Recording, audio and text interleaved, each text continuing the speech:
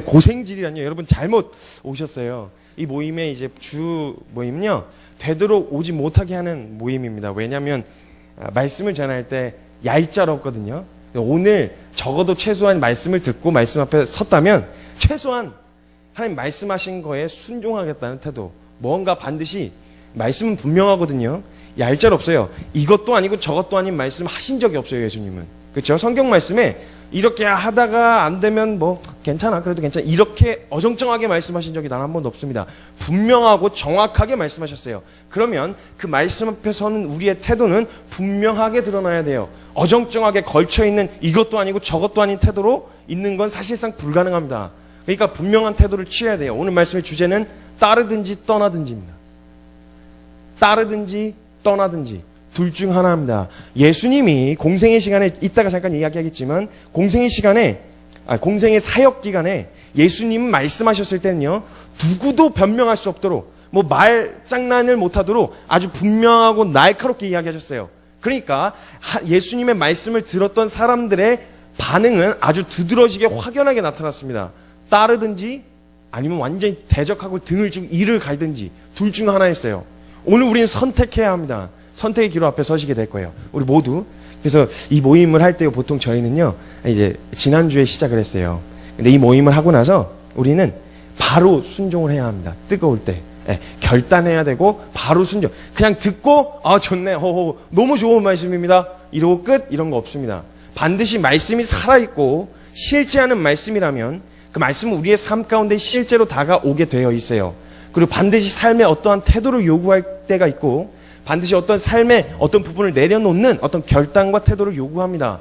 그 결단에서 유보하고 거기까지는 생각 안 했어요. 말씀을 들었는데 그냥 들으러 왔는데 거기까지는 생각 안 했어요. 아니요. 만약에 오늘 듣고 다시는 안 오는 한이 있더라도 오늘 들려줘야 하는 말은 여기서 다 모두 마찬가지예요. 오는 사람 모두가 마찬가지예요. 한 번 오고 질려가지고 다시는 안 오든지 아니면 그래도 한번 다시 가봐야 될 것 같아. 이런 마음으로 오든지 둘 중 하나여야 할 것 같습니다. 하나님 말씀 앞에 서는 것도 분명해요. 그래서 저희가 지난 시간에 말씀을 들었어요. 말씀을 들었는데 뭐 견딜 수가 없죠. 하나님 말씀을 들었는데 어떻게 우리 심령이 가만히 있을 수가 있겠어요. 막 요동치기 시작했습니다. 차마 뱉지 말아야 할 말들을 막 뱉기 시작했어요. 지체들이. 근데 저희는 그냥 말씀을 나누고 나서 좋습니다. 은혜로웠어요. 좋은 말씀이에요. 이렇게 가는 일이 없어요. 반드시 모여서 그냥 반드시 오늘 말씀하신 바에 대한 일을 순종하든지 안 하든지 둘 중을 결정하고 가야 합니다. 그래서 한 지체가 이렇게 얘기했어요. 제가 말씀을 중요하게 대하지 않고 있었던 것 같습니다. 말씀을 읽어야 되고 말씀을 외워야 될 것 같습니다. 통째로. 근데 저희는요. 이 말씀을 통째로 외운다라고 하는 거에 대한 부분을 말씀 많이 봐야겠어요. 이런 추상적인 결단을 안 합니다. 분명하고 삶의 구체적이고 분명한 결단이에요. 추상적이어서는 안 돼요. 그럼 어느까지가 선인지 모르거든요. 그래서 저희가 선을 정했습니다. 로마서 에베소서를 통째로 외우기로. 그래서 한 형제의 고백 때문에 저희 모두가 지금 다 같이 외우고 있어요. 실제의 결단과 고백이 있어야 되기 때문에 그냥 통째로 외워버렸어요. 그래서 지금 막 다들 막 배가 아프고 막 모임에 오기 싫고 막 이래요. 그러니까 저희 모임의 특성이 그래요. 정말 오고 싶지 않은 모임? 오고 싶지 않아 진짜. 저도 오기 싫었어요. 오늘 말씀을 2번이나 전해야 되는데 이제 말씀을 준비하는데 어제 막 새벽까지 하는데 저도 외워야 되잖아요. 오기 싫었어요. 저도. 최대한 늦게 오려고 했는데 어찌됐건 올 수밖에 없어서 왔는데 그런 모임이에요. 언제 한번 말씀 앞에서 여러분 하나님이 진짜 우리에게 말씀하셨을 때 말씀하신 대로 한번 해보겠다는 태도로 언제 한번 말씀을 들어보셨나요? 주일 예배를 듣고 수요 예배, 금요 철야 수많은 말씀, 요즘에 인터넷이 하도 발달해갖고 수많은 주옥 같은 하나님의 말씀들을 우리가 귀 기울여 들으면서도 좋다, 너무 좋아요, 너무 좋은 말씀입니다, 이런 말씀 어디서 들을 수 있겠어요? 라고 말은 하는데 그 말씀에 언제 한번 목숨 걸고 한번 이대로 해보겠다, 말씀하신 대로 감동 주신 대로 한번 순종해보겠다는 태도로 말씀 들었던 적이 언제 있으신가요? 그래서는 안 되는 거예요. 또 이 말씀을 이렇게 나눴더니 또 한 지체가 얘기했어요. 정말 나 하나님 말씀을 그렇게 대하고 있지 않았던 것 같아요. 그러니까 시간을 떼어놓고 말씀 앞에 서야겠습니다. 누가 이렇게 고백을 했어요. 그래서 전부 다 전체가 또 그 한 지체 때문에 공동체거든요. 공동 운명이에요. 한 명이 그러면 다 같이 짐을 져야 돼요.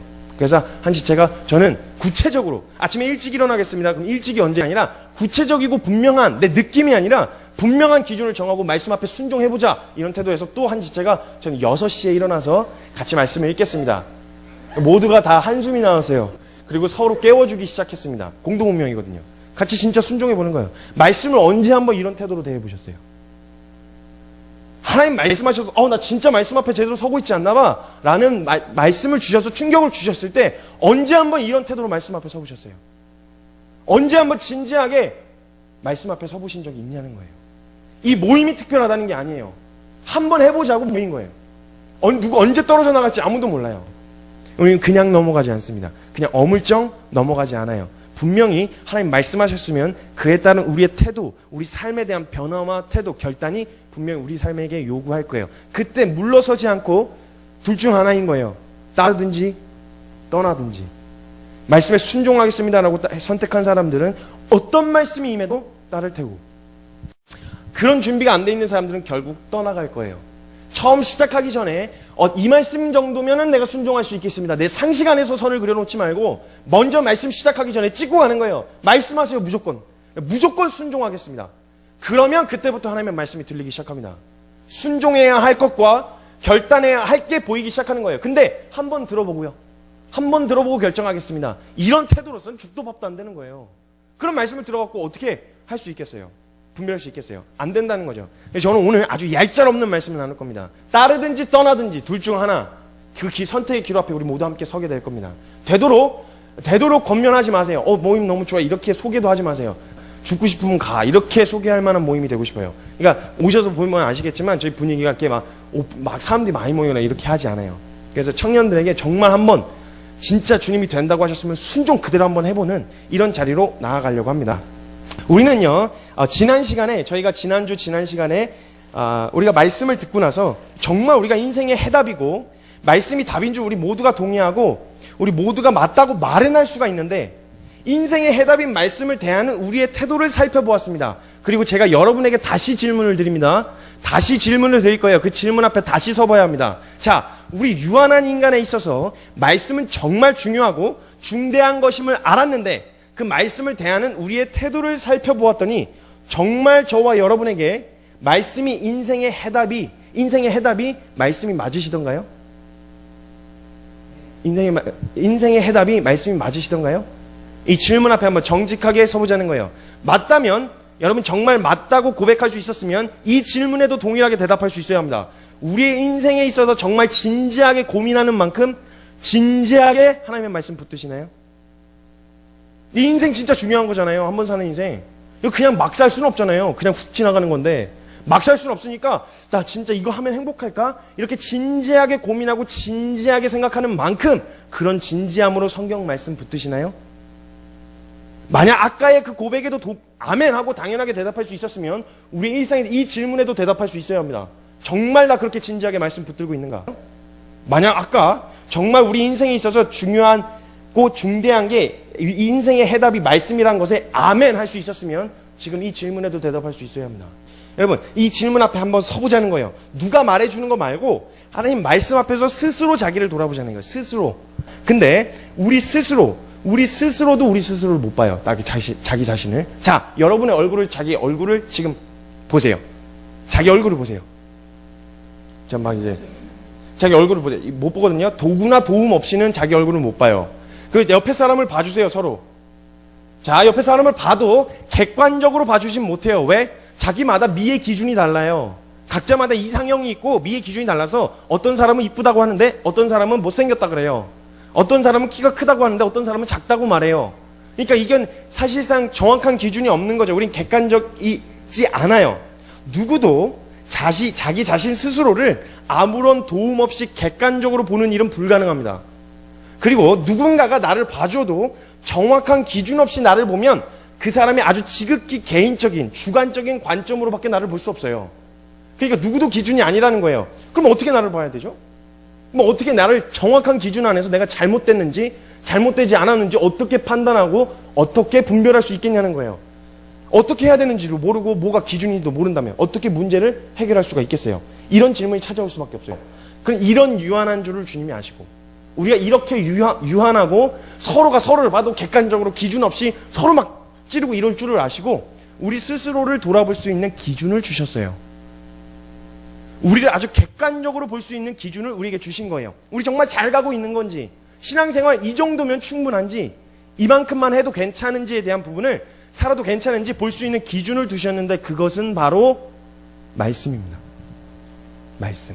이 말씀 앞에서 우리는 분명하게 볼 수 있다는 거예요. 내가 잘 가고 있는지 아니면 잘못 가고 있는지, 위험한 자리에 서 있는지 안전한 자리에 서 있는지 스스로를 볼 수 있는 유일한 기준은 말씀입니다. 누구의 말도 아니고 누구의 어떤 조언도 아니고, 아니에요. 어떤 교과서와 신앙서적, 어떤 인간의 철학과 심리학으로 인간의 옳고 그름을 분별할 수 있겠어요? 없어요. 불가능하단 말이에요.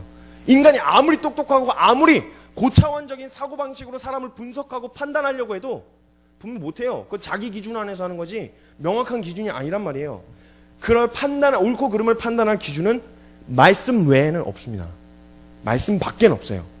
그래서 우리가 지난 시간을 통해서 이 유한한 인생의 해답이 말씀인 걸 우리는 알고 있었습니다. 그리고 동의도 해요. 기꺼이 동의합니다. 동의는 하는데 할 수 있다는 걸 보았는데, 그런데 그 인생의 해답이라고 말하는 그 거창한 고백과는 다르게 자기의 삶에서 이 말씀이 어떠한 영향도 미치지 못하고 있다는 사실을 발견하셨을 수도 있을 거예요. 누구나 다 쉽게 동의할 수 있거든요. 왜? 다 같이 그렇게 말하니까. 단체로 그렇게 말하니까 나도 그렇게 덩달아 얘기할 수 있어요. 말씀이 답이죠. 근데 답이라고 말하는 내 인생의, 내 영원한 삶의 유일한 해답이 말씀이다라고 하는 이 거창한 고백과는 다르게 말씀이 어떠한 내 인생, 내 사소한 연약함 하나에서도 영향을 미치지 못하고 있는 거예요. 사랑하라 이 말씀조차도 내가 미워하는 이 마음을 내려놓지 못하고 있는 거예요. 분명히 말씀이 있는데도 불구하고. 아침에 일찍 일어나기도 못해 말씀이. 주일에 기도 1시간 떼놓고 기도 1시간도 못하게 해 말씀이. 내 인생의 답인데, 내 인생의 유일한 해답이라고 말하는데 1시간도 투자 못해. 그렇게 못하고 있는 자신을 어떤 이는 발견했을 수도 있었을 거라는 거죠. 그러면 말씀이 우리의 인생의 해답이 아니었다는 걸 우리가 발견했다면 그럼 어떻게 해야 되죠? 말씀이 우리 인생의 해답이 되어지도록 해야죠. 아멘? 말씀이 우리 인생의 해답이 되어지도록 해야 되는 거예요. 그럼 해답이 되어지게 하려면요, 여러분 이것저것 재지 말, 앞으로 어떻게 하냐 이런 거 이것저것 재지 말고 두 가지의 태도를 준비해야 됩니다. 두 가지의 태도를 준비해야 되는데요. 첫 번째,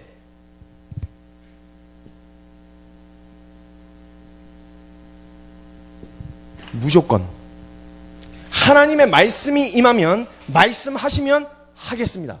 어떤 말씀이 임했냐, 어떤 말씀으로 내가 할 수 있냐 없냐 이거 재고 따지고 이걸 계산할 게 아니라 말씀이 임하기 전에 말씀하시면 하겠습니다.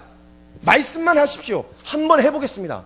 이것저것 재지 않고 계산하지 않고 말씀하시면 해보겠습니다라고 하는 이 무조건적인 태도가 필요한 거예요. 말씀 앞에서는 말씀만 해주십시오라고 하는 태도. 뭐 현실적으로, 상황적으로, 상식적으로 사람의 수준 안에서 이해가 되니 안 되니 이런 너저분한 변명하지 말고 한번 딱 이번만큼만, 딱 이 말씀 앞에 서는 시간만큼만 말씀 앞에서 뭐든지 해볼 기세로 한번 걸어가라 그러면 걸어가 보는 거예요. 다 아니라고 말해도 걸어가 보는 거예요. 그냥 무조건 한번 해보는 거예요. 이런 태도가 먼저 말씀 앞에 설 때 준비되어 있어야 되는 거예요. 근데 여러분 언제 수요 예배든 금요철이든 청년 예배든 주일 예배든 말씀 앞에 말씀 들어갔을 때 거룩하게 성경책 들고 주일 예배 가서 앉아서 하나님 오늘 말씀하십시오. 무조건 하겠습니다. 라는 태도 들어본 적 언제 있으세요? 언제 그런 태도로 말씀 한번 들어보셨어요? 그 수없이 떨어지는 말씀 가운데서 언제 한번 이런 무조건적인 살아계신 하나님이시잖아요. 전지하시고 전능하시다면 적어도 내 수준과 상식보다는 더 많은 걸 보실 수 있고 더 많은 걸 우리에게 주실 수 있다는 거예요. 그러면 우리보다 훨씬 더 비교할 수도 없죠. 사실은 창조주와 피조물을 어떻게 감히 비교합니까? 상상도 할 수 없는 그분의 능력으로 하시겠다고 해도 된다라고 말씀하신 그 일에 무조건적으로 한번 해보지 못할 거면 어디에 뛰어들 거예요? 불안해서 인생 사람들이 주는 부명예 이런 거 얻어가서 뭐 할 거예요? 그런 일에는 그냥 막 무조건 돈만 준다 그러면 무조건 달려들고 그럴 용기는 있는데 말씀 앞에서 우리의 영원한 삶을 책임지시겠다고 말씀하신 하나님의 말씀 앞에서 무조건적인 태도로 뛰어들 수 없다? 문제가 있는 거예요. 그럼 우리 분별할 수 있어요. 나 정말 믿고 있나? 정말 살아계시고 하나님 전능하시다는 거 믿는 분만 아멘. 믿으시는 분만 아멘. 네, 믿으시다면 무조건적인 태도 할 수 있어요. 그분 전능하시잖아요. 전지하시잖아요. 그럼 이 태도 나올 수 있어야 된단 말이에요. 무조건적인. 계산하지 말고 막 앞뒤적으로 막 생각해갖고 이거 옳은 거 괜찮은 건가? 욕먹을 거 아니야? 이런 거 계산하지 말고 일단 말씀하십시오. 일단 하십시오. 일단 해보겠습니다. 라고 하는 태도 우리가 먼저 가지고 있어야 된다는 거예요. 말씀은요, 말씀은 순종하려는 자에게 생명이고 능력이 되어지는 거예요. 순종하려는 자에게. 순종할 마음의 준비 없이 말씀이 내게 답이 되어지기를 기대하지 마세요.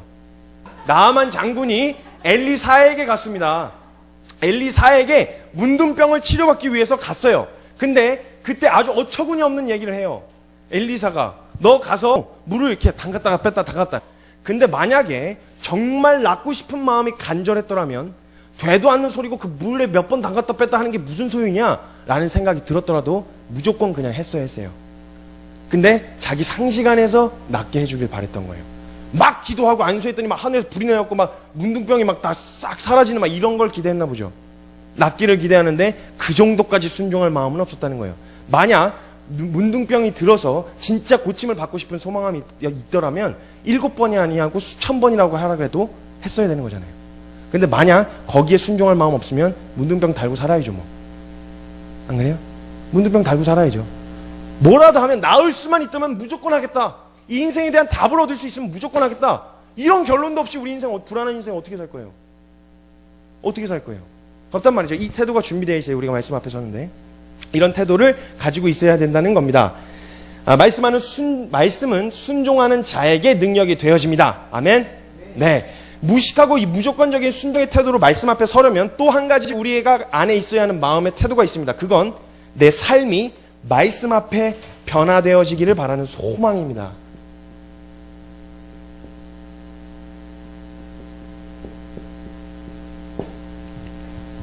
나의 삶과 내 인생과 내 삶의 어떤 이 삶의 실제의 영역이 말씀을 통해서 변화되어지기를 원하는 소망.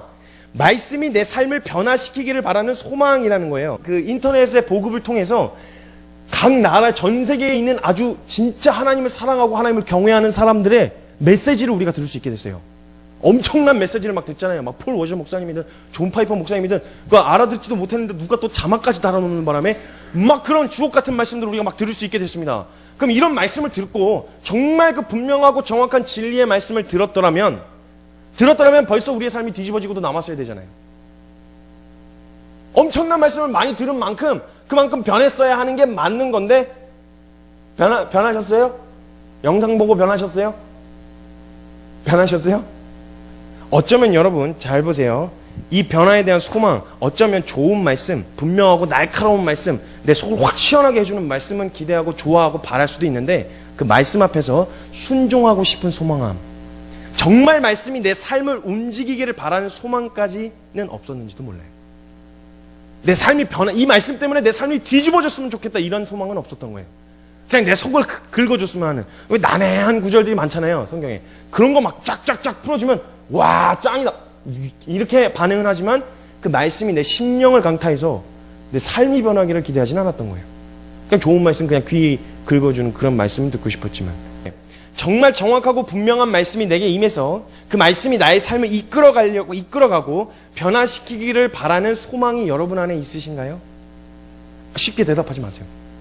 쉽게 대답하지 말고 스스로 안에 대답을 하세요. 아멘 안 하셔도 괜찮으니까 스스로 한번 질문해보세요. 정말 여러분 오늘 이 시간에 저와 여러분에게 하나님의 분명하고 정확한 말씀이 이 시간 가운데 흘러갔습니다. 무엇을 결단해야 되는지, 무엇을 내려놓아야 되는지, 이거 하면 안 되고 이렇게 하면 안 된다, 그리로 가면 안 된다 라는 것에 대해서 오늘 주님이 명확하게 저와 여러분에게 말씀해 주시면 정말 그 말씀하신 방향대로 내 삶을 바꾸고 싶은 소망함이 여러분 안에 있으신가요? 한번 생각해 보세요. 그런 기대로 왔는가? 그런 소망함이 저와 여러분 안에 있는가? 자, 여러분 좀 정확하고 단도직입적으로 여러분에게 직접적으로 물을 거예요. 여러분 여기서 대답할 수 있나 없나 한번 자기 스스로를 돌아보세요. 자, 지금 주님이 말씀하시면 하던 거 다 내려놓고 주님 따를 준비되어 있으신가요?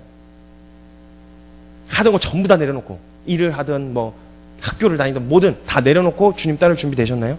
지금 분명하게 말씀하시면 아직 말씀 안 하셨어요 이런 거 말고 정말 오늘 명확하게 다 내려놔라, 너 그거 아니야, 그렇게 살면 안 돼 이렇게 말씀하신다면 그거에 곧바로 순종할 준비 되셨나요? 추상적으로 묻는 거 아닙니다. 제가 지금 직접적으로 물을 거예요.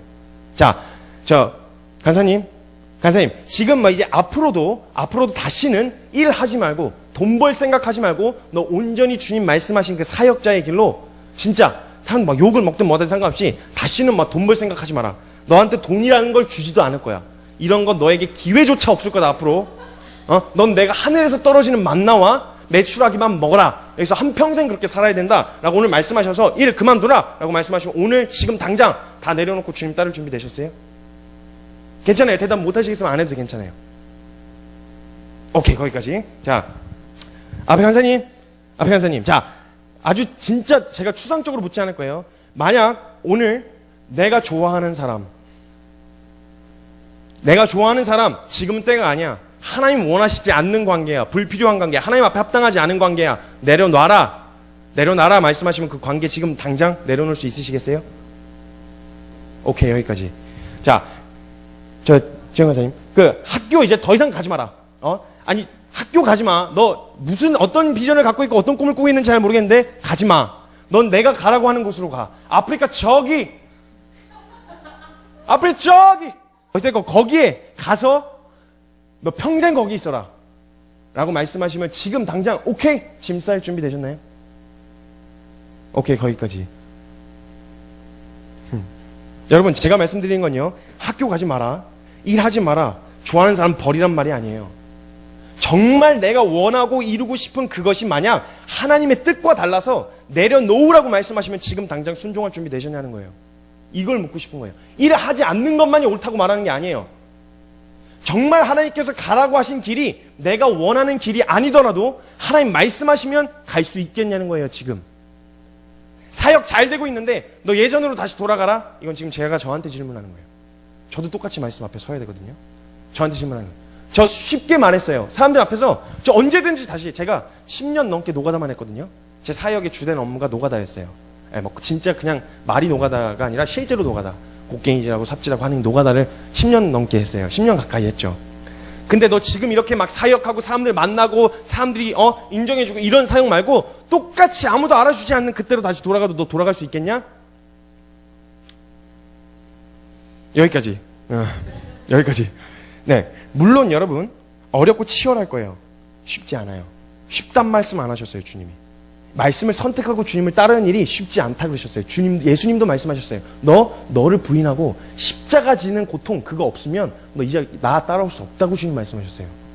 그 정도로 치열하고 어려울 거 주님도 아셨어요. 근데 정말 하나님 보고 싶으신 건 마음인 거예요. 너 정말 따를 준비 됐어? 그걸 뺏어가고 싶으신 게 아니라 그 마음을 보고 싶으신 거예요. 어렵고 치열하고 속상하고 아쉬운 마음이 들지 않는다는 거 아니에요. 분명히 들 거예요. 서운하고 그 사람 보고 싶고 그 일 하고 싶고 학교 다니고 싶은 이런 마음들 들 거예요. 찾아올 거란 말이에요. 그게 나쁘다는 건 아니에요. 그러나 결국 정말 그것이 주님 뜻이라는 것이 확실해졌다면, 아주 확실하게 분별되었다면 내려놓고 따를 준비 되셨냐는 거예요. 되셨습니까?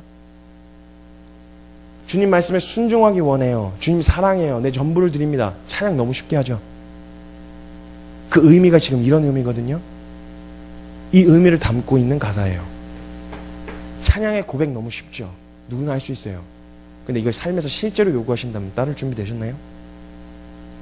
미래에 대한 두려움이나 순종할 때 오는 이것저것에 대한 걱정과 염려 이런 거 말고 그것으로부터 오는 두려움보다 정말 말씀이 내 삶을 뒤집어 놓기를 바라는 소망이 더 크냐는 거예요. 두려움보다 소망이 더 크면 두려움을 뛰어넘게 되어 있어요. 정말 원하면. 없다면요. 지금 이 마음이 준비되지 않았다면 구하셔야 돼요. 하나님 앞에, 하나님, 주님 앞에 기꺼이 내어드릴 수 있는 이 마음, 제게 주님 마음 내게 주십시오. 구해야 합니다. 그리고 만약 이 소망이 우리 안에 있다면 이러면 이제 말씀 앞에 설 준비가 된 거예요. 이제 준비가 된 거예요. 이 태도를 점검하시고 이 태도로 설 준비가 됐다면, 결단이 됐다면 이제서야 말씀 앞에 설 준비가 됐다는 거예요. 이 준비가 되면 우리가 말씀 앞에 나아가는 걸음을 누구도 그 어떤 것도 막을 수 없게 되어지는 거예요. 이 준비가 되어 있으면. 그리고 아주 정확하고 아주 분명하게 하나님의 말씀이 들리기 시작합니다. 빼도 박도 못하는 하나님의 말씀이 들리기 시작해요. 이전에는 이것도 아니고 저것도 아닌 이런 말씀이었는데 헷갈리고, 왜? 내가 재봐야 되니까, 계산을 해봐야 되니까. 근데 무조건적인 태도로 주님 앞에 섰다. 보이기 시작하는 거예요. 아, 사랑하라? 사랑하는 거예요. 사랑 안 되는 마음들이 내 실상이 드러나고 막 별 난리를 쳐도 사랑하는 자리에 그냥 끝까지 가보는 거예요. 왜? 된다고 하셨으니까. 무식하게 한번 가보는 거예요. 이런 태도로 서게 되어지는 거예요. 이 태도를 가지고 말씀 앞에 서게 되어지면요, 무슨 일이 일어나게 되어지는지 말씀을 통해 한번 살펴보고요, 우리의 삶에 말씀이 임했을 때 무슨 일이 일어나야 하는지 볼 거예요. 그리고 그 일이 지금 우리의 삶 가운데서 일어나고 있는지도 볼 거예요. 반드시 말씀 우리 가운데 임하면 우리의 삶 가운데 이런 일이 일어나야 하는데 정말 우리의 삶 가운데 지금 이런 일이 일어나고 있는가? 수없이 말씀 듣고 있잖아요. 여기 와서 처음 듣는 거 아니잖아요. 하나님 말씀. 교회 다니고 예배도 드리고 다 하잖아요. 그 일어나야 하는 그 말씀이 지금 우리 가운데 일어나고 있는지 한번 보게 될 거라는 거죠. 여러분, 문제 해결의 시작은 문제가 뭔지 아는 거예요. 문제가 뭔지를 알아야 문제를 해결할 수가 있어요. 그러니까 우리 안에 드러나는 잘못된 말씀을 대하고 있을 때 알아듣지 못하도록, 분별하지 못하도록 가리워져 있고 막혀 있었던 것들을 제하고 말씀 앞에 한번 서보자는 거예요. 그러면 보게 되어진다는 거죠. 여러분, 저는 적당한 얘기 안 할 거예요. 저도 여러분과 함께 말씀 앞에 서겠습니다. 여러분, 말씀 한번 찾아보겠습니다. 마가복음 10장입니다. 마가복음 10장 21절에서 22절 말씀 다 찾으신 줄로 알고 함께 읽겠습니다. 시작. 그들을 보시고 사랑하사 이르시되 내게 아직 한 가지 부족한 것이 있으니 가서 내게 있는 것을 다 팔아 가난한 사람들에게 나누어 주라. 그리하면 하늘에서 보화가 내게 있으리라. 그 사람은 재물이 많은 고로 이 말씀으로 인하여 슬픈 기색을 띠고 근심하며 가니라. 자, 여러분 잘 보세요. 잘 생각해 보세요. 자, 덤프트럭이 달려오고 있었습니다. 빵 하면서 저 길 끝에서 덤프트럭이 하나 달려오고 있었어요. 그리고 제가 그 달려오는 코스 위에, 제가 그 길 위에 서 있습니다. 그리고 아주 정확하게 그 덤프트럭과 충돌했습니다. 자, 덤프트럭하고 부딪힌 거예요. 그 덤프트럭이 오는 걸 보고 그대로 충돌했는데, 자, 문제. 여기서 일어날 수 있는 기적은 첫 번째, 산산조각이 난다. 두 번째, 아무 일도 일어나지 않는다. 뭐가 기적일까요? 두 번째, 아무 일도 일어나지 않는 게 기적이죠. 자, 덤프트럭과 부딪히고도 아무 일도 일어나지 않는 게 기적 아닐까요, 여러분?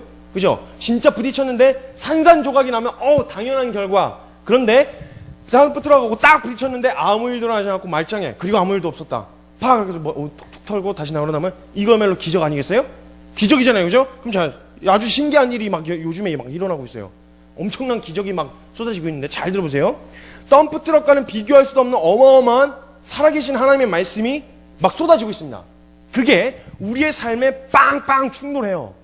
그냥 스쳐 지나갈 수 없는 말씀이에요. 왜? 우리 삶 가운데 말씀하시는 말씀이니까. 아주 신기하게도 그 말씀이 우리 안에 빵 충돌했습니다. 딱 충돌했어요. 그리고 아무 일도 없었다. 그리고 아무 일도 없었다. 말씀이 분명히 임하고 하나님의 진리의 말씀, 하나님 살아계신 거 믿으시죠? 네, 그 하나님의 말씀이 우리에게 임했다. 그리고 아무 일도 없었다. 이 진짜 기적이에요, 여러분. 이거 어마어마한 기적입니다. 그러니까 여러분, 우리가 하나님 앞에 기도할 때 하나님 기적을 보여주세요. 막 상황이 뒤집고 이런 기적을 보여주세요, 이렇게 기도하지 마세요. 우리가 기적 한복판 속에 살고 있습니다. 우리가 기적 한복판 속에서 지금 살고 있는 거예요. 말씀이 임하고도 아무 일도 일어나지 않는 이 기적, 이 놀라운 일, 그것이 알고 싶다. 어떻게 이런 일이 일어날 수 있는지. 어마어마한 기적이 지금 일어나고 있는 거예요. 그러니까 여러분, 기적을 보여달라 할 필요가 없어요. 여러분, 만약에 덤프트럭에 부딪혔다면 당연한 결과는 산산조각 나는 거예요. 그럼 하나님 말씀 앞에 섰다면 우리 삶 가운데 변화는 당연한 거예요. 기적이 아니라. 놀랍다, 이렇게 놀랄 거는 말씀을 통해 삶이 변한 사람한테 할 말이 아니라 말씀을 듣고도 아무 일도 일어나지 않는 사람에게 해야 될 말이에요. 기적이다, 너 진짜 안 변하네. 와, 우린 기적 속에 살고 있어요, 매일매일. 아무 일도 없는 거야말로 진짜 기적이라고 하는 이 사고방식을 바꿔야 돼요. 말씀이 임했는데 어떻게 변하지 않을 수 있어요? 말씀이 임했는데 어떻게 요동치지 않을 수가 있어요? 불가능한 거예요. 이게 기적이란 말이죠. 그럼 여러분, 만약 그 덤프트럭이 달려오는 길 위에 서 있었는데도 아무 일도 일어나지 않았다면 둘 중 하나예요. 둘 중 하나입니다. 첫 번째, 그냥 뿡 비껴갔든지, 아니면 왕 와갖고 딱 부딪혔는데 툭툭툭 장난감 트럭이었든지. 그러니까 우리가 말씀 앞에 서고도 아무 일도 아무런 변화도 일어나지 않고 있다는 건 둘 중 하나 아니겠어요? 그럼 첫 번째, 말씀이 임할 때 그냥 비껴갔든지, 수요 예배 뿡, 금요 철야 뿡, 주일 대예배 뿡, 어우 죽을 뻔했어. 나 변할 뻔했어. 말씀 때문에 나 변할 뻔했어. 그냥 스쳐 지나간 거죠. 아니면 두 번째, 말씀을 제대로 보지 않았거나 아니면 제대로 들려주지 않아서 제대로 들어본 적이 없거나. 둘 중 하나인 거예요. 어중간한 중간지대 없습니다. 회색지대 없어요. 말씀에는 말씀이든지 아니든지 둘 중 하나예요. 믿었으면 믿은 거고 아니면 아닌 거예요. 어중간한 지대가 없단 말이에요. 둘 중 하나예요. 말씀이 임할 때 그냥 슬쩍 비껴갔든지, 수련회 때 그냥 남들 저기 막 임해가 쏟아지고 내 심령을 강타하려고 할 때 핸드폰을 딱 꺼내는 거예요. 은혜가 싹 지나가게. 말씀이 임하고 결단해야 할 때 친구랑 장난치는 거예요. 은혜가 말씀이 임할 때 우리의 삶을 비껴가도록 슬쩍 비껴간 거예요. 비껴간 것 같죠? 제껴진 거예요. 말씀드렸죠? 말씀을 우리가 비껴간 것 같잖아요. 아니요. 말씀 받을 준비가 안 나서 우리가 제껴진 거예요. 넌 안 됐어 아직 준비가. 엄청 무서운 말씀이거든요. 말씀에서 제껴지다가 결국 어디에서 또 제껴지실래요? 주님 나라 앞에서 대문, 천국 대문 앞에서 제껴지시면 어떡하시겠어요? 무서운 말씀이거든요. 아니면 말씀을 제대로 한 번도 본 적이 없는 거예요. 이 삶이, 내 삶이 정말 진지하게 말씀을 들어본 적이 없는 거예요. 제대로 전해주지 않아서, 혹은 조금 위험한 말씀이지만 제대로 전해준 적이 없어서 제대로 들어본 적이 없든지, 둘 중 하나 아니겠어요? 여러분, 사람들은 누구나 답이 없는 유한한 존재이기 때문에, 저와 여러분 밖에 있는 모든 사람들 다 답이 없는 유한한 존재이기 때문에 질문이 있고 고민이 당연히 있게 마련이에요. 유한해서 내게서 답을 찾을 수 없기 때문에 분명한 고민이 있고 질문이 있어요. 근데 이 말씀 앞에서 이 고민을 가지고 나아갔는데도 불구하고, 말씀 앞에 그런데도 답을 찾지 못했다? 답을 찾았는데도 변화가 없다? 부딪힌 적이 없는 거예요. 군말할 거 없어요, 여러분. 뭐 따로 계산하고 뭐 연구하지도 마세요. 둘 중 하나예요. 말씀 앞에 진지하게 제대로 서본 적이 없든지, 아니면 말씀을 제대로 본 적이나 들은 적이 없든지, 둘 중 하나인 거예요. 말씀 앞에 제대로만 서면 여러분 싫든 좋든 선택해야 하는 선택의 기로 앞에 서게 되어 있어요. 분명해요, 이건. 그냥 어중간하게 자랑하려고 하는데 그렇지만 안 돼. 말씀 앞에 순종하려고 하는데 우리는 연약해. 이렇게 어중간하게 애매모호하게 끝나지 않아요. 하면 한 거고 아니면 아닌 거예요.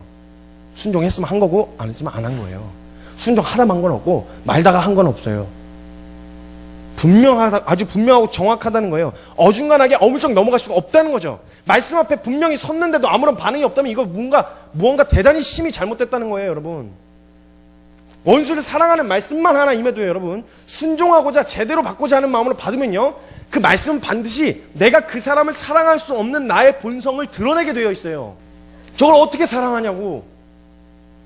제가 나한테 무슨 짓을 했는데. 절대 그냥 넋 빠진 채로 가갖고 순종하는 일이 불가능해요. 말씀이 분명 이 말씀에 한 번 제대로 순종하려고 하면 순종할 수 없는 나의 본성을 드러내게 되어 있어요. 근데 이걸 치열하고 그래도 말씀 앞에 순종하겠다는 사람은 가서 고백하는 거예요. 사랑합니다. 분명하거든요. 아주 정확해요.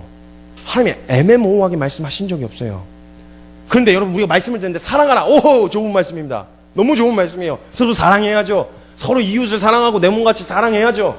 범사에 감사하라. 오, 대단히 좋은 말씀입니다. 감사해야죠. 감사는 해야죠. 이러고 아무 일도 없었다? 말도 안 되는 거예요. 여러분, 사복음서에 보면요, 예수님 절대 어중간하게 말씀 안 하셨어요. 아주 분명하고 명확하게 누구나 어린 아이라도 알아들을 수 있도록 말씀하셨어요. 그래서 그 말씀을 들었던 수많은 사람들은 어중간한 태도로 있지 않았어요. 누구나 알아들을 수 있도록 풀어서 설명하셔서 가끔 비유를 들어서 설명하시긴 하셨어요. 막 이거다 이렇게 말씀하다가도 너무 못 알아들으면 비유를 들어서 설명하기도 하셨어요. 여러분, 비유를 예수님께서 쓰셨던 비유의 목적은요, 설명하려고 하는 그 본질을 좀 더 알아듣기 쉽게 풀어서 설명하기 위해 사용하셨던 거지, 되도 않는 것에 끼워 맞춰가지고 배때기 채우라고 쓰신 게 아니란 말이에요. 그래서 여러분, 예수님이 이 분명하고 명확한 예수님의 말씀을 들었던 사람들의 반응은 둘 중 하나였습니다. 떠나든지, 말씀이 주제예요. 떠나든지 아니면 따르든지, 둘 중 하나의 아주 명확한 태도를 보였어요. 예수님 공생애 때 보세요.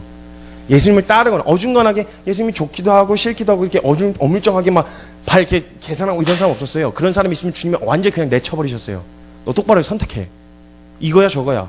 이렇게 명확하게 얘기하셨어요. 적당한 신앙생활이 없었단 말이에요. 그때는 예수님을 대할 때 떠나든지 따르든지 둘 중 하나였어요. 이 말씀을 떠나갔던 사람들은요, 적당히 걸쳐있지 않았어요. 떠났던 사람은요, 아주 대놓고 이를 갈았어요. 아예 등을 지고 잡아 죽이려고 했었단 말이에요. 그러니까 분명했다는 거죠. 그런데 요즘 예수를 믿는 건지 안 믿는 건지, 믿는 게 50.1%, 안 믿는 게 49.9%, 이게 가능하냐는 거예요. 다른 사람 다 그만둬놓고 저와 여러분은요, 믿는 거예요, 안 믿는 거예요? 이 말씀의 기준에서 봤더니, 스스로 돌아보셨더니 믿는 거예요, 안 믿는 거예요? 믿는 거면 믿는 거고 아니면 안 믿는 안 믿는 거지 적당히 믿는 게 어디 있어요? 적당히 믿는 게 어디 있어? 성경 어디에 적당히 읽어도 된다, 적당히 믿어도 된다는 말이 어디 기록돼 있어요? 없단 말이에요. 분명합니다, 여러분. 성경 아무리 봐도 제가 아무리 제 무식한 제가 성경을 아무리 읽어도 적당히 믿으란 말이 없었는데 제가 요즘 제일 많이 듣는 말이 그 말이에요. 적당히 믿어라. 적당히 해라. 너무 그러지 마라. 너무 미치지 마라. 적당히 미쳐라. 적당히 미치는 일이 가능합니까, 여러분? 미쳤으면 미친 거고 안 미치면 안 미친 거지. 믿었으면 믿은 거고 안 믿으면 안 믿은 거지. 적당이란 말이 너무 보편화돼 버렸어요. 신앙생활 안에서. 말도 안 되는 거예요, 여러분. 말을 가려서 해라? 말 너무 세게 하지 마라? 말 조심은 해야죠. 분명 조심은 해야죠. 근데 성경에서 정확히 하라고 하신 말씀은 내가 내 상태와 내 형편이 어떻든지 일단 제대로는 말해줘야 될 거 아니에요. 하라고 하신 말씀은. 근데 적당히 막 너무 세게 얘기하지 마라. 너는 제대로 사냐? 이런 말 때문에 막혀서 주눅이 많고 아무 말도 안 할 거면 배에서 가라앉고 있는데 나는 막 선장 자격이 없어. 나는 막 세월호 가라앉고 있을 때 여러분 생각을 해보세요. 선장이 나는 자격이 없어. 나는 이런 사고나 내고 나는 나 같은 놈이 무슨 선장 자격이 있겠어. 이러면서 애들한테 살려줄 길을 얘기해주지 않았어. 이게 말이 돼요? 내가 어떻든 내 형편과 내 처지가 어떻든 일단 할 말은 해줄 수 있잖아요. 빠져나와야 돼. 살아야 돼. 이렇게 얘기해 줄 수 있는 거 아니에요. 그 말은 해야지 뭐 적당히 하는 말이 어디 있어요. 부담되고 못 듣겠고 믿지 못하겠으면 교회 떠나면 되잖아요. 못 믿겠다고 소신 있게. 믿는 것도 아니고 안 믿는 것도 아니고 뭐 하는 거야 교회에서. 그런 어중간하게 걸쳐있는 사람들 때문에 밖에 있는 사람들이 실망하는 거예요. 분명한 태도가 없고 세상과 다른 게 보여지지가 않으니까 밖에 있는 사람들도 보면서 뭐가 다른 거예요 도대체 세상하고. 침묵해요 침묵해? 교회가 침묵해요? 마가복음 10장에 나오는 부자 청년 이야기입니다. 우리가 읽었던 본문 말씀이 그 청년의 이야기예요. 그래서 이 청년이 마태복음 19장과 누가복음 18장에 나오는 등장하는 인물입니다. 근데 부자 청년인데 이 청년 아주 진지한 청년이었어요. 이 사람이 굉장히 아주 진지한 청년이었어요. 그래갖고 영생에 대해서 굉장히 진지했어요. 그리고 자기 인생에 대해서 굉장히 진지한 사람이었어요. 아주 깊이 고민해가지고 그리고 간절히 영생을 소망했어요. 소망해갖고 어느 정도로 소망했냐면 이때 당시 이 청년이 예수님에게 찾아왔을 당시 어떤 상황이었냐. 예수님께서 오병이어 기적을 베푸신 다음에 사람들이 막 다 돌려보냈어요, 예수님이. 그랬더니 막 저거 미친 거라고 막 이러면서 막 예수님이 이단 취급하고 죽이려고 하는 분위기가 대세가 되어가고 있을 때쯤이었어요. 나와서 물어봐요. 선한 선생님이요, 내가 어찌하여야 영생을 얻을 수 있사옵나이까? 인생에 아주 진지한 질문을 가지고 예수님 앞에 나아가서 질문했어요. 질문했더니 와, 이런 진지한 녀석을 봤나? 요즘에 이런 젊은이가 어디 있어요? 이런 진지한 질문과 이런 진지한 고민하는 젊은이들이 어디 있어? 이게 아주 기특해갖고 칭찬도 해주시고 덕담도 좀 해주실 만한데 주님이 그를 사랑하셨어요. 그를 사랑하사라고 기록되어 있거든요. 사랑하셔서요, 다른 사람들보다 더 냉정하고 명확하게 그에게 말씀하셨어요. 말씀은 여러분 절대 와 좋다 이러고 집에 가게 안 해요. 예수님 말씀 앞에 서면 와 좋다, 어우 너무 은혜로운 시간이었어, 이런 말 감탄 몇 마디 뱉고 돌아가게 안 해요. 내 안에 그 치열한 싸움, 내 본성과 싸우는 그 치열함이 생기게 되어져요. 말씀 앞에 세우세요. 정확하게 반드시 나의 실상을 드러내고 선택의 기로 앞에 세우게 되어져요. 말씀은 예수님께서 그 마음 안에 있던 진지한 고민에 답을 주시려고, 그리고 그가 고민하고 있었던 영생을 소망하는 정도가 어느 정도인지 스스로 보게 하시려고 선택의 기로 앞에 세우세요. 그를. 너 재물이야 영생이야? 너 돈이야 영생이야? 아주 부자였어요. 이 부자 청년이 돈을 많이 갖고 있었어요. 그러니까 그 물으시는 거예요. 너 돈 다 버리고 너 나 따라. 그럼 영생 얻을 수 있어. 물으시는 거예요. 이거 한마디로 말하면 돈이야 영생이야? 영생이 눈앞에 있어요. 그토록 고민하고 그토록 갖고 싶었던 영생이 눈앞에 있었어요. 근데 당황하기 시작했어요. 왜? 그가 그토록 갖고 싶었던 영생은 자기 수준과 자기 상식 안에서 갖고 있을 수 있는 거라고 생각했거든요. 이건 내 상식 밖의 행동이야. 이건 내 이해와 상식 밖의 상황인 거야. 그러니까 당황한 거예요. 분명 눈앞에 있어. 손만 뻗으면 잡을 수 있어. 근데 못 잡고 당황하고 벌벌 떨기 시작한 거예요. 왜? 내 상식을 벗어났어. 거기까지는 생각 안 했습니다. 분명히 소망하고, 그래서 내가 할 수 있는 거 다 했어요. 율법을 다 지켰다고 그래요. 무엇을 더 해야 할까요? 이렇게 물을 정도로 아주 진지했어요. 정말 다 했어요. 인간이 할 수 있는 거 모든 거 다 했어요. 그런데 예수님은 아니 넌 그거 할 때가 아니요, 너 돈이야 영생이야? 물으시는 거예요. 생각도 못한 거예요. 생각도 못한 거예요. 그토록 갖고 싶었던 영생이 자기 상식과 수준 안에서 적당하게 하면 얻을 수 있을 거라고 생각한 거예요. 어불성설입니다. 꿈도 꾸지 마세요. 그럼 영생을 날로 먹으려 하지 마세요. 그냥 구원 몇 마디, 예수님 영접하는 기도문 몇 마디 외워놓고 구원받았다? 꿈도 꾸지 마세요. 사도 바울이 그렇게 거룩하게 자기를 치고 복종했던 사도 바울이 한 말이, 내가 내 육신을 쳐서 복종하게 하는 건 내가 복음을 전하고 도리어 내가 버림을 받을까 두려워한다 그랬어요. 나는 구원받았으니까 되는 대로 막 개기고 사는 이런 일을 불가능했단 말입니다. 자기 상식 안에서 할 수 있을 거라고 생각했는데 이 영역을 벗어난 거였어요. 그러니까 당황한 거예요. 그래서 하나님은요, 우리의 상식을 뛰어넘은 하나님이세요.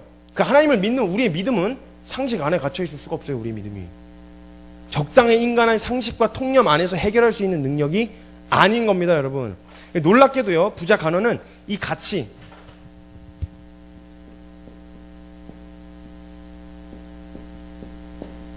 이 두 가치를 한 번도 충돌시켜 본 적이 없었던 거예요. 여러분 안에 이 가치 충돌시켜 본 적 있으신가요? 제가 아까 충돌시켜 드렸죠. 학교야 주님이야, 남자친구야 주님이야, 가족이야 주님이야. 그래서 이 얘기 나온 다음에, 누가복음 이 이야기 끝난 다음에 예수님 말씀하세요. 너 낙타가, 부자가 천국 들어가기 얼마나 어려운지 낙타가 바늘구멍 들어가는 것보다 어렵다? 그러면서 하신 말씀이 있으세요. 그러니까 제자들이 나와서 나는 다 버리고 주님을 따랐다 그랬더니, 너 부모나 친척이나 이거 버리지 않으면 너 나 따라올 수 없다 말씀하시는 거예요. 주님 한 번도 충돌시켜 본 적 없는 거예요. 그것도 갖고 있으면서 이것도 취할 수 있다고 믿고 있는 거예요. 그러니까 적당한 게 가능한 거예요. 두 개 다 취할 수 있다고 생각하니까. 그 재물을 털면, 지금 하나님 예수님 말씀하시는 게, 너 그냥 우리도 이 질문 앞에 서면 생각하게 되는 거예요. 우리도 생각하면서 적당하게 살면서 교회 다녀주고 봉사도 좀 하고 열심히 좀 하면 그럼 크리스찬 아니야? 그럼 믿는 거 아니야? 구원받는 거 아니야? 이런 생각을 하게 된다는 거예요. 지금 예수님이 말씀하시는 건요, 이거 돈 갖다 버리면 영생을 얻을 수 있다라는 말씀을 하고 싶으신 게 아니에요. 그 선한 고민 안에 숨어 있었던 영생을 붙들 수 없게 만드는 그 실상은, 그 문제를 드러내 주신 거예요. 답을 주신 거예요. 부자 청년에게 너가 왜 영생을 붙들 수 없는지 답을 주신 거예요. 넌 따를 수 없어, 돈이야 영생이야, 이 질문을 하신 게 아니라. 그래서 그 청년이 자신의 실상을 처음 보게 된 거예요. 이 가치를 충돌시키면서 처음 충돌시켜봤고 처음 부딪혀 본 거예요. 영생이냐 재물이냐. 여러분, 이 진지한 청년이 이때 뭐가 드러나는 줄 아세요? 이때 청년이, 이 진지한 청년은 자기가 갖고 있었던 재물 플러스 영생도 갖고 싶었던 거예요. 영생은 그냥 추가. 영생을 소망하고 주님을 소망했던 게 아니라 내가 갖고 싶은 거 돈, 부유함, 평안함 이거 다 누리고 싶었는데 돈도 갖고 영생도 갖고 싶었던 거예요. 이걸 드러내신 거예요. 답을 주신 거예요. 답을. 그 진지한 질문에. 자신이 그토록 소망하고 바랬던 영생에 대한 소망함이 재물만도 못했던 것이 드러나게 된 거예요. 부자 청년에게. 그리고 심히 고민해요. 여러분, 고민하는 건 괜찮아요. 고민하고 애타고 어떻게 해야 되지, 어쩔 줄 몰라 하는 이 과정, 이 시간 괜찮아요. 다 그랬어요. 고민하는 것까진 괜찮아요. 근데 그 고민 끝에 뭘 선택하냐는 거예요. 고민하다가 돌아갑니다. 부자 청년은.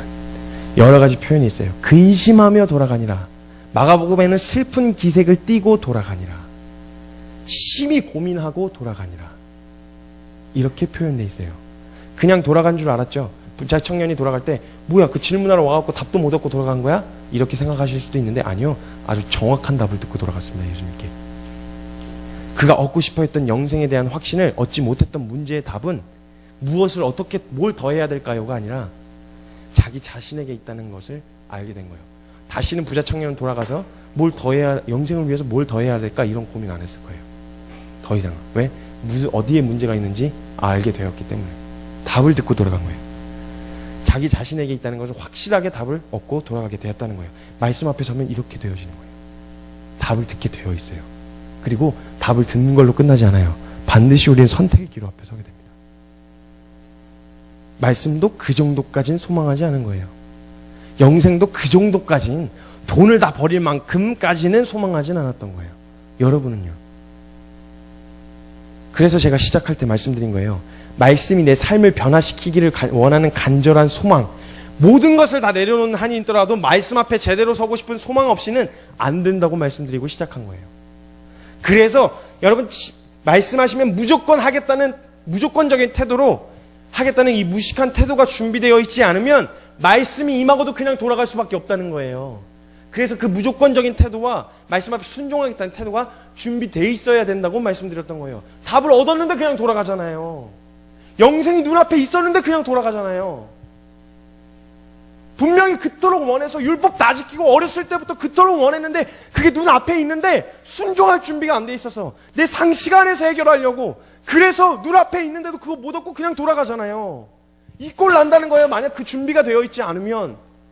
말씀 앞에 서면 내 삶을 변화시켜 주시기를 원하는 간절한 소망 없으면 죽도 밥도 안 되는 거예요.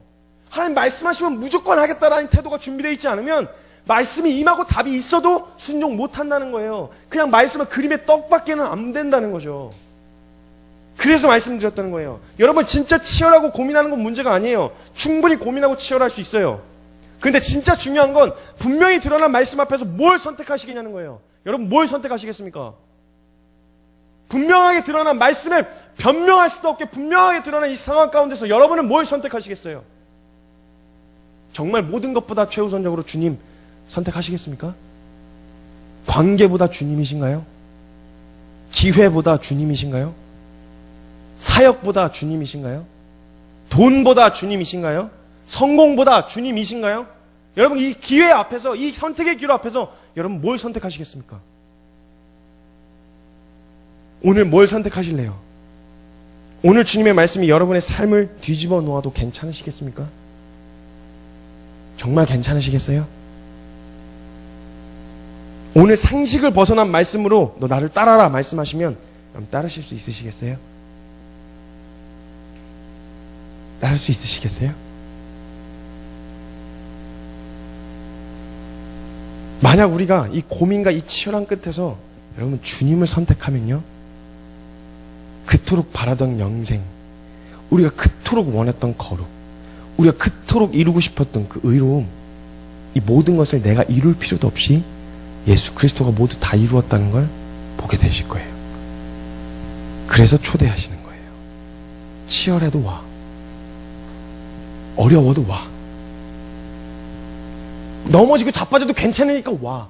이 안에 다 있단 말이야. 네가 그토록 원하고 그토록 얻고 싶었던 만족, 행복, 부요함, 이 모든 것들이 복음 안에 내가 준비한 모든 것 안에 있어. 지금 이것 때문에 이 선택하는 어려움 때문에 그 넘어서지 못하고 벌벌거리고 있는 우리에게 말씀하시는 거예요. 그것만 뛰어넘어. 그 두려움만 뛰어넘어. 이것만 넘으면 다 펼쳐져 있어. 안전하고 싶고 불안하기 싫은 이 모든 것들, 내 안에 안전한 게 있고 내 안에 부요함이 있고 내 안에 만족과 행복이 다 있으니까 와, 이것만 뛰어넘어. 이것만 뛰어넘으면 돼. 살 수 있어. 와, 이렇게 초대하시는 거예요. 여러분 이 초대 앞에서 주님 따를 준비 되셨나요? 주님이 보고 싶으신 건요 우리 마음과 태도예요. 우리 일 내려놓고 관계 내려놓고 그거 뺏어서 뭐 하시겠어요? 주님이 그것보다 우선순위이시냐는 거예요. 우리에게서 주님이, 우리에게서 말씀이 정말 우선순위인가 함께 돌아보았으면 좋겠습니다. 여러분 말씀을 대하는 우리의 태도를 계속 살펴보고 있습니다. 여러분 오늘 우리에게 말씀하신 이 하나님 말씀 앞에 부자 간원같이 그냥 돌아서지 않았으면 좋겠습니다. 아멘이신가요? 아멘이시죠? 치열해도 괜찮아요. 같이 싸울게요. 어렵고 막 몸부림치는 거 괜찮습니다. 함께 받아내겠습니다. 다만 뒤돌아서지만 않았으면 좋겠어요. 뒤돌아서지만 맙시다. 그리고 치열하게 고민하고 그 끝에서 우리 함께 주님을 선택했으면 좋겠습니다. 아멘이시죠? 주님이 오늘 우리를 초대하고 계십니다. 주님 따르시겠습니까? 그래도 주님 따르시겠습니까? 다른 거 보이지 않고 불안하고 답답하고 어렵고 치열하고 힘들어도 그래도 주님 따르시겠습니까? 아멘. 주님 이 고백 우리에게서 받고 싶으신 거예요. 선택합시다. 주님을. 눈앞에 보여있는 이 복음 안에 다 있어요. 두려워도 두려움보다 소망이 더 간절하면 뛰어넘게 되어 있는 거예요. 주님 따릅시다. 주님 붙들고 선택해서 한번 가봅시다. 그 끝에 뭐가 있나? 보고 와야 우리가 뭐 얘기를 해도 해줄 수 있을 거 아니에요. 한번 가봅시다. 아멘이시죠? 기쁜 아멘. 아멘. 아멘. 네, 우리 함께 기도했으면 좋겠습니다. 여러분, 이 시간 기도할 때요,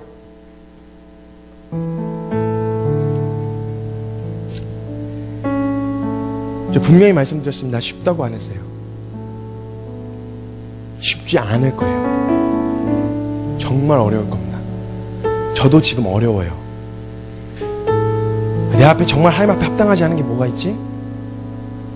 하나님 앞에 설 수 없게 만드는 이 인생 영원한 생명 붙들지 못하게 하는 것들이 뭐가 있지? 보면 볼수록 조금만 파면 다 나와요. 치열합니다, 저도. 네, 여러분, 우리 도망치지 맙시다. 도망치지 맙시다. 이거 벗어나면 답 없어요. 여기서 그냥 넘어가면 우리 답 없는 거예요. 도망치지만 맙시다. 다 해도 좋으니까 넘어지고 막 엎어지고 난리를 치고 소리를 지르고 별 난리를 쳐도 괜찮으니까 우리 도망만 치지 맙시다.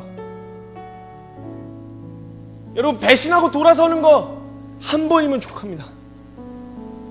사도 베드로가 주님 뭐 무서워가지고 벌벌 떨면서 계집종 추궁에 예수님 3번이나 팔아먹어 이거 한 번이면 족해요. 더 이상 우리 주님 등지고 돌아서는 일 없었으면 좋겠습니다, 여러분.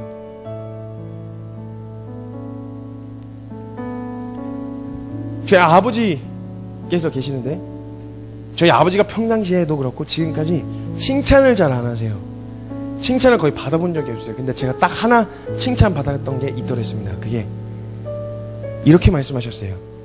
그 치열한 시간 다 끝내고 하나님 주님이 주셨던 은혜들 정리해서 보여드렸더니 저한테 이렇게 얘기해 주셨어요. 정규야, 뭐 넘어지고 엎어지고 자빠진 건 잘했다는 건 아니지만 도망치지 않아줘서 고맙다. 도망치지 않아줘서 고맙다.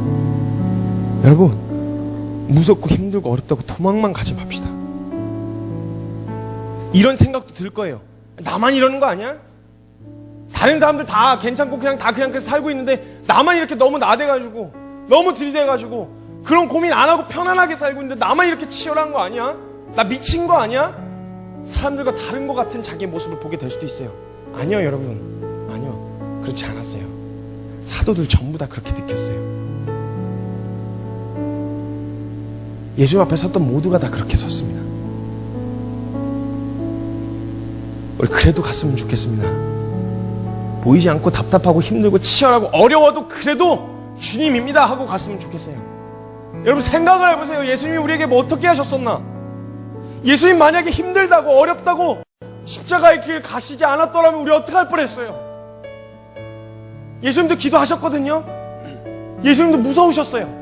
겟세마네 동산에서 무릎 꿇고 땀이 피가 되도록 예수님 앞에 무릎 꿇고 구하시면서 할 수 있거든 하나님, 이 잔을 내게서 옮겨주십시오. 예수님도 두려우셨어요.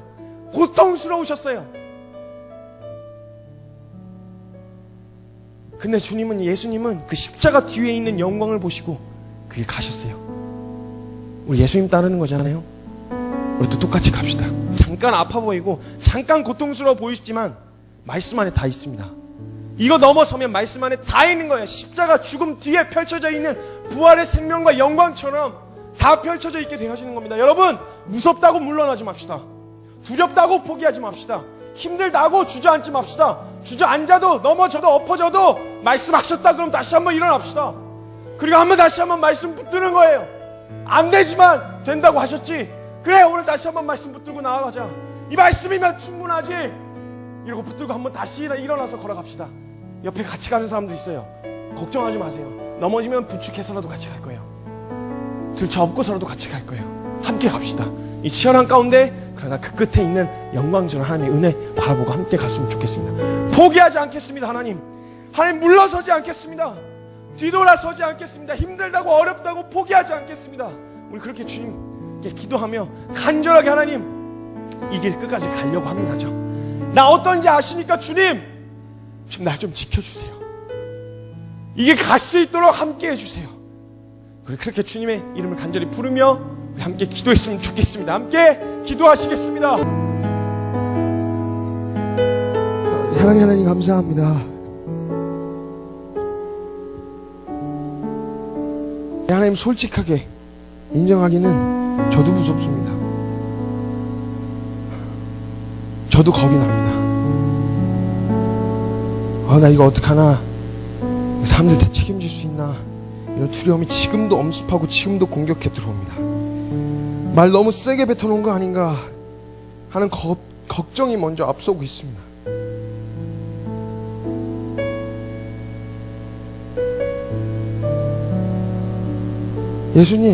예수님도 먼저 이 길 걸어보셨으니 이 마음 아시리라고 믿습니다. 그 길 걸어가실 때 아프셨고 외로우셨고 고통스러우셨고 힘이 들어보셨으니 십자가의 길 따르려고 하는 우리에게 일어난 이 모든 것 다 아시리라고 합니다. 근데 주님이 그러하셨듯이 예수 그리스도께서 그러하셨듯이 힘들다는 이유로 포기하지 않겠습니다. 어렵다는 이유로 걸음을 멈추지 않겠습니다. 치열하다는 이유로 주저앉지 않겠습니다. 가끔 하나님, 가끔 나를 돌아보고 상황을 돌아봐서 어렵고 힘들어서 너무 겁이 나서 두려워서 엎어지기도 하고 자빠지기도 하고 주저앉아서 에이 나는 못 가겠다, 에이 나는 못 가겠다 이렇게 포기하려고 할 때 주님이 나를 위해 그렇게 그냥 기꺼이 가셨던 것처럼 그거 보고 다시 따라 걷겠습니다. 그러니까 하나님 우리를 지켜주셔야 합니다. 이 말씀 하나 붙들고 달려가기로 결정한 우리 사랑하는 동역자들 지켜주셔야 합니다. 말씀 붙들었더니 실패했다더라, 말씀 앞에 섰더니 말씀에 목숨 걸더니 저봐 저 꼴났다, 이런 얘기 듣게 하시면 안 됩니다. 주님, 말씀 붙들었더니 뭐가 살아계시구나. 하나님 정말 말씀 앞에 섰더니 하나님 전능하시구나. 온 세상과 온 열방이 보게 하여 주십시오. 믿는 자들로 부끄러움 당하게 하지 않으시겠다고 주님 약속하셨으니 그 말씀 지키십시오. 온전히 전적으로 믿겠습니다. 그 약속 지켜주십시오. 지금도 겁이 나지만 두렵지만 힘들지만 지금도 그 길 가고 있는 자들 지켜주셔야 합니다. 부끄러움 당하지 않게 하셔야 합니다. 하나님 우리를 지켜주십시오. 다른 생각 안 하겠습니다. 죽기까지 따르겠습니다. 말씀에 순종하겠습니다. 오직 이거 하나 붙들겠습니다. 다른 거 구하지 않겠습니다. 어떤 선택의 기로 앞에 서더라도 주님 선택하겠습니다. 그리고 주님 지켜주십시오. 주님 보여주십시오. 우리에게 명확하고 정확하게 변명할 수도 없게 하나님 살아계신 말씀 알려주십시오. 그 말씀 하나면 충분합니다. 그 말씀이면 충분하겠습니다. 두렵지만 오늘도 살아계신 말씀 앞에 섭니다. 주님 우리에게 말씀하십시오. 그대로 순종하겠습니다. 감사합니다. 주님, 우리로 가장 선한 길로 인도하시고 가장 완전한 길로 인도하신 주님을 찬양하며 살아계신 우리 주 예수 그리스도의 이름으로 감사하며 기도드립니다. 아멘.